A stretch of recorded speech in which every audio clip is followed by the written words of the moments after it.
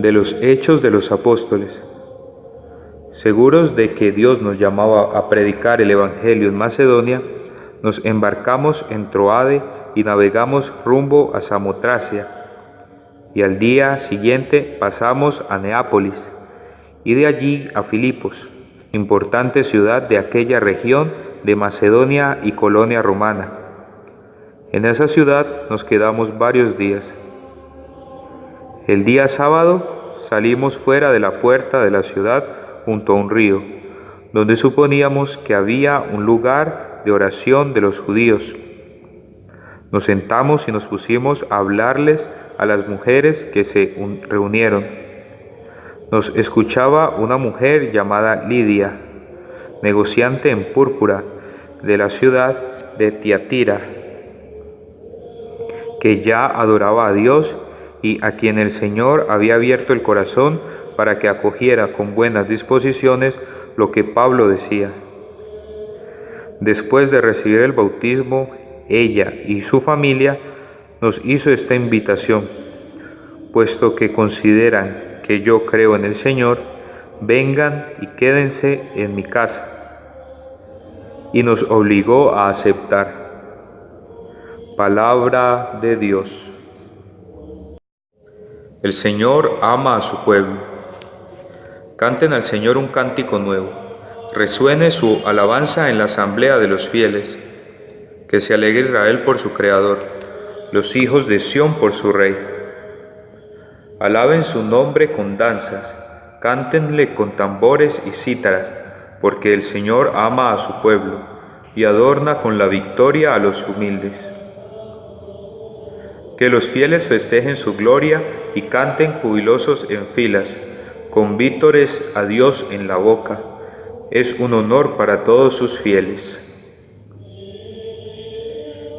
El Señor ama a su pueblo. Del Santo Evangelio según San Juan.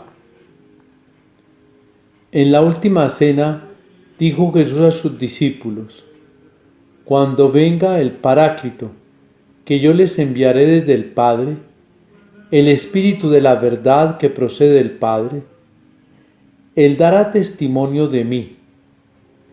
Y también ustedes deben dar testimonio, porque desde el principio están conmigo. Les he dicho estas cosas para que superen la prueba. Los van a expulsar de la comunidad judía. Más aún, llegará el momento en que los maten pensarán que están ofreciéndole a Dios un sacrificio. Y harán eso porque no han conocido ni al Padre ni a mí. Pero les he dicho estas cosas para que cuando llegue el momento de que sucedan, se acuerden de que ya se las había predicho. Palabra del Señor. Pablo comienza a extender el Evangelio y ya se acerca a Europa. La primera población es Filipos, de la cual hoy solo quedan ruinas. Allí va como siempre buscando la comunidad judía, las sinagogas. Se encuentra con un grupo de mujeres y ya superado aquel legalismo de que el hombre no podía hablarle a la mujer en público, Pablo se acerca y le habla a unas mujeres, y entre ellas una mujer pudiente, adinerada, Lidia, que recibe esa palabra de Dios. Ella escucha a Pablo y abre su corazón para recibir como palabra de Dios. Se hace bautizar con toda su familia e invita casi de obligación a Pablo a quedarse con ellos. Sí, el Señor Jesús les ha dicho a sus discípulos que vayan siempre confiados en el Padre, y para eso les ha prometido el Espíritu, para que vayan y lleven el Evangelio hasta los últimos rincones del mundo. Y Pablo ha comenzado a dejar esa tierra de Oriente para venir a Europa, donde comienza su tarea misionera por Grecia. Es a través de la acción de ese Espíritu que Jesús nos empieza a prometer en la última cena. De acuerdo a las lecturas, empieza hoy a prometer, porque nos encontramos en el contexto de la última cena, donde Jesús está dando su discurso a los discípulos y ahorita les informa que les va a enviar el Paráclito, el que los va a acompañar, el que está al lado. Pero no es que termine la presencia de Cristo y que Cristo ya ha terminado todo su quehacer de parte del Padre Celestial, no. Es que el Espíritu es cual savia que alimenta las ramas para ejecutar lo que Jesús ha dicho. Y el Espíritu Santo va a ser testigo, a confirmar lo que Jesús les ha enseñado a ellos.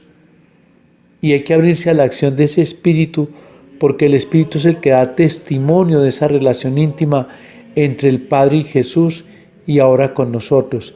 Y va a fortalecer a los seguidores para las pruebas, para entender que se van a separar, van a ser rechazados de la sinagoga, de la comunidad judía, y por lo tanto los discípulos van a quedar dispuestos a vivir una nueva realidad, ya no dependiendo del templo de Jerusalén y de la sinagoga, sino a depender de la acción del Espíritu.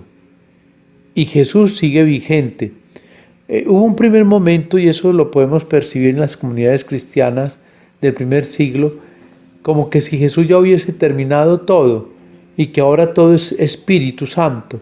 Sí, el Espíritu Santo está allí, pero es que en el poder del Espíritu Santo es que se confiesa que Jesús es Señor para gloria de Dios Padre. Por eso Pablo le escribe a los Corintios y queda consignado en la primera carta de los Corintios, en el capítulo 12, versículo 3, ello que acabo de decir. Solo en el poder del Espíritu se puede confesar que Jesucristo es Señor. No se puede olvidar la encarnación y dedicarnos solo al aspecto neumatológico del Espíritu. Es que allí está el Padre y el Hijo obrando en ese anuncio de salvación para todos. Y en ese anuncio de salvación, nosotros somos los encargados de llevar el mensaje. Somos los responsables de presentar la imagen de Jesús en el mundo. Nosotros continuamos haciendo esa presencia de Jesús en el mundo.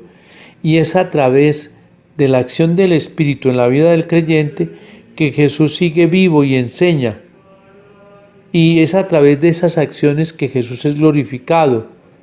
Y es glorificado no solo por los labios de los que anuncian y alaban en la oración, sino también por los que actúan de acuerdo a lo que Jesús enseñó: siempre hacer el bien, pagar el mal con un bien, orar por el enemigo, bendecir al que nos maldice, orar por el que persigue. El Evangelio de San Juan entonces nos cuenta que el abogado nuestro para todos estos casos es el Espíritu Santo, que nos defiende del gran acusador que es el demonio.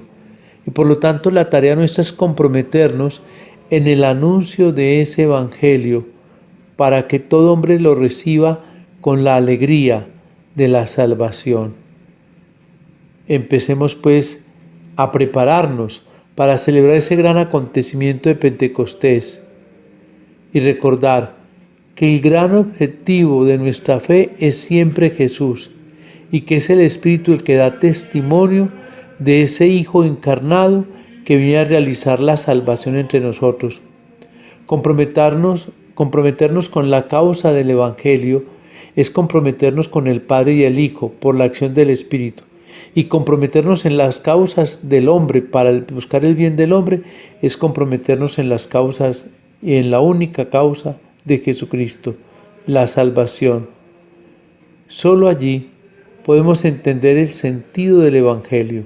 El Evangelio es solo una causa: comprometerse con el hombre que Dios ama. Feliz semana en el Señor. Verdaderamente ha resucitado el Señor. Y la bendición de Dios omnipotente, Padre, Hijo y Espíritu Santo, descienda sobre ustedes y les acompañe siempre. Feliz semana en el Señor.